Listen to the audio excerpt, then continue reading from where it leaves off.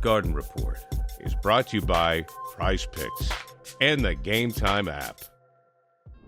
Hey, Bobby Manning here. Welcome to the Garden Report. Noah Dalzell alongside. And later tonight, the NBA Cup champion will be crowned for the second time. It's the Bucks. It's the Thunder.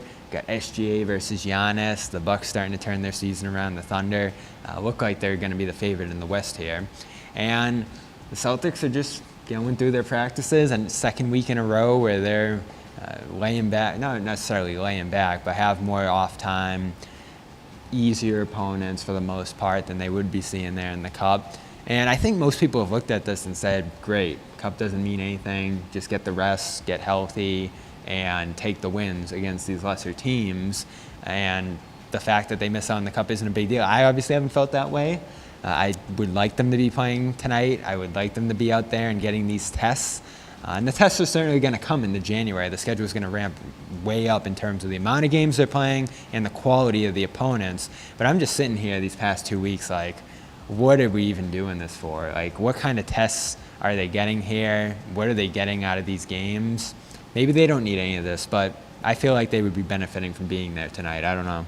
Yeah, I mean, competition is always good. That being said, I think this team actually has been dealing with quite a bit of lingering injuries between Tatum's knee and Drew Holiday's knee and Derek White's foot and now Porzingis. So I don't think it's a bad thing necessarily that they're actually getting all this rest, because I think all of those guys would be playing through all of those injuries if they were in the Cup, and so that's one positive. But certainly from a coverage standpoint, we've had a lot less going on here, and I think there's just been such such sporadic games than the games that they got in place of the Cup. Also, versus the Pistons, versus the Wizards, not the most exciting game. So certainly from an entertainment standpoint, I think the fact that they didn't make the Cup and are not playing tonight is a loss.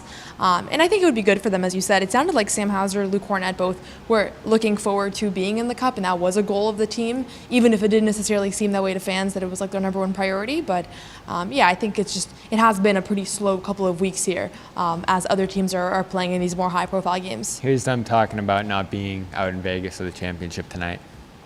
I mean, it was something we, at the start of the season, we were wanting to qualify for and win. That was definitely a goal. So coming up short of that, it's not a great feeling, but we know that there's nothing we can do about it now. So we just have to try to get better in this time while that's going on, and learn from it, grow from it, and just continue to get better each day. You pay attention to what's going on.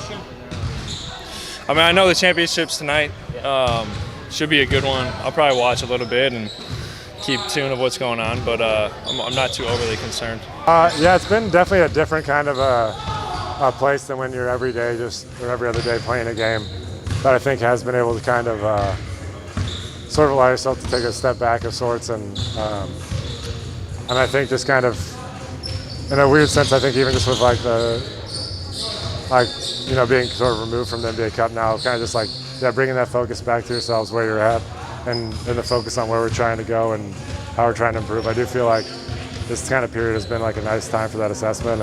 And you wish you were playing in these games with a really high competitive level and with higher stakes. But I think it is a nice time to be able to. I think also just critically evaluate yourself and really work on things. I think Joe's been good about doing that for our team. So big stars in the game. Giannis, SGA, guys playing at that MVP caliber who continue to vie for that top spot in the league, along with Nikola Jokic, who isn't there. And I think that does say something about the Nuggets, that they haven't been able to have that level of consistency to start this season. But the Bucks, they're going to be there at the end at some point, given the way they're playing right now. The Thunder are probably going to be at the finals level if they take care of business the way they should there. And I do think it says something about the consistency that those two guys have played with to start this year, the ability to carry their teams, and even they're standing in the MVP race right now, that they're out there. Not that, when we, at the end of the year, stack all this stuff up, we're going to say, oh, SGA and Giannis made the Cup and Tatum didn't. But I do think it says something that you had a Curry there, you had SGA, you had Giannis, you had a lot of these stars make this thing and go on a little bit of a run in this thing. And Tatum and the Celtics weren't able to do that. It was that one major slip up against the Hawks. It was really just that one game. The reason that they weren't able to do it. But that was a bad stretch for this team earlier this year. They've moved on from it, and I think learned from the competition, the push they got in those games. But that was a really bad loss at the time. You know, it's funny. It was a bad loss at the time, but also it's aged kind of well because the Hawks are actually a lot better than we realized at that point.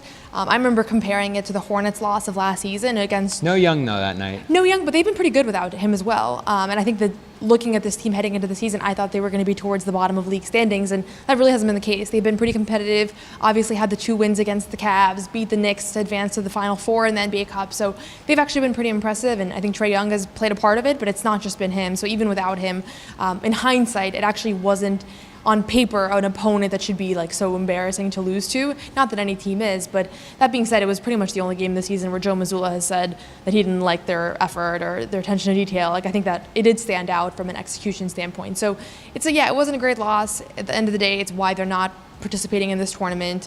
There's pros and cons to that. I think overall it'd be a lot more fun if they were in it.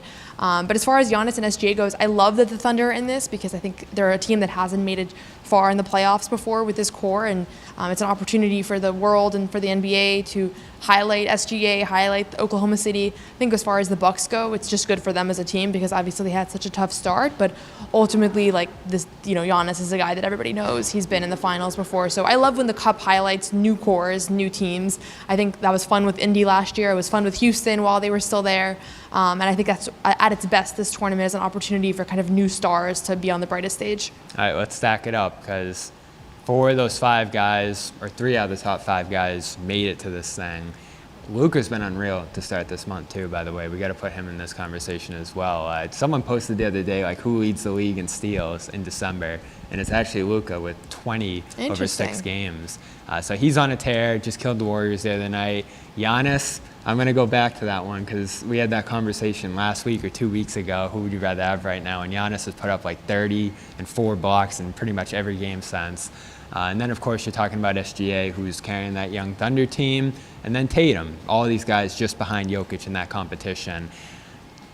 Do you still have Tatum in front of all those guys at like the number 2 spot in the league right now, if you had to pick between all the guys we're talking about in that top 5?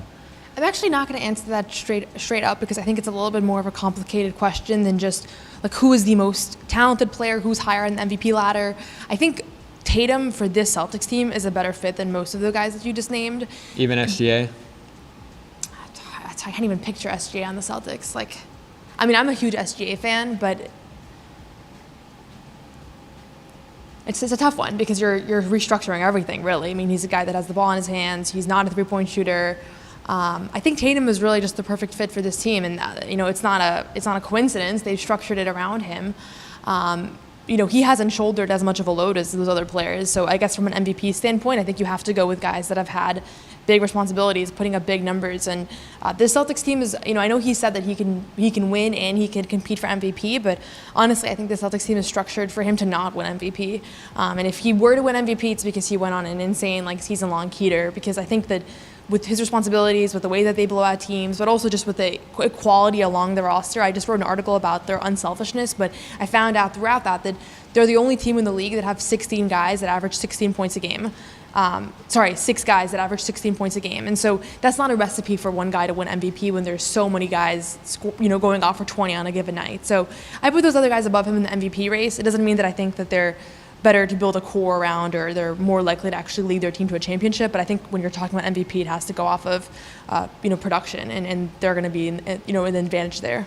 I'm going to go Jokic, SGA, Giannis, Tatum, Luka. I do think the finals win should still bump Tatum over Luka. The other 2 guys and the defense, which is why I put Giannis as high as I do. And SGA, I mean, he had 3 steals and 6 minutes to start that game the other day that led them to the West Finals, and that block that Giannis had in that game. I mean, that just recalled that finals moment where he's, going from guarding the ball handler to the roller. It's crazy what he can do on the defensive end. That's why I put him in that position. It's funny because that block was sent to me by so many Bucks fans who are angry that I don't even want to see that. I don't even want to see that Giannis block anymore. I'm traumatized. Yeah. I'm traumatized from that Giannis block. I get it. Giannis is a great defender. I never said otherwise. But yes, I do think that's a pretty fair ranking at this point in the season. And I think that Giannis, yeah, he's been on a crazy tear. It really is. I saw a stat that he hasn't shot below 50% once all year. And granted, yeah, his shot profile is not as volatile as most of these stars, but you can't discredit that. That's an incredible statistic, and it's just a sense of, especially considering he has he has less talent on his roster than most of these other players, that the fact that he's been able to produce at such a consistent level is really impressive. They have some injury stuff going into tonight, but if everyone plays, I think they're going to go get it tonight. Do you have a way you're leaning in the game? You think Milwaukee has it? Could go either way, honestly. I don't have a strong gut feeling about it. I actually think OKC. I think they're going to be more hyped up for this. It's just there's, kind of similar to Indiana last year, where I thought Milwaukee was the better team, or at least I expected Milwaukee to be a better team. I think there's a certain level of juice that these young teams have that a veteran team's just not going to have. So I'm slightly in Oklahoma City, but I could see it going either way. All right. It's tonight on TNT, I believe. We might have some reaction to it if something crazy happens, but no plans right now. We'll be back here at practice tomorrow. That's definitely what we're going to be doing before the Celtics get back into their regular flow of games. Home and home with Chicago, Thursday, Saturday. That was a tough game last time around, so a little bit of a ramp up in difficulty before a tough Magic game, and then Christmas next week at the Garden. So we'll have coverage of it all here on CLNS Media. Check out Prize Picks. Check out the Game Time app as well. And for Noah Dalzell, I'm Bobby Manning. It's been a practice edition of the Garden Report.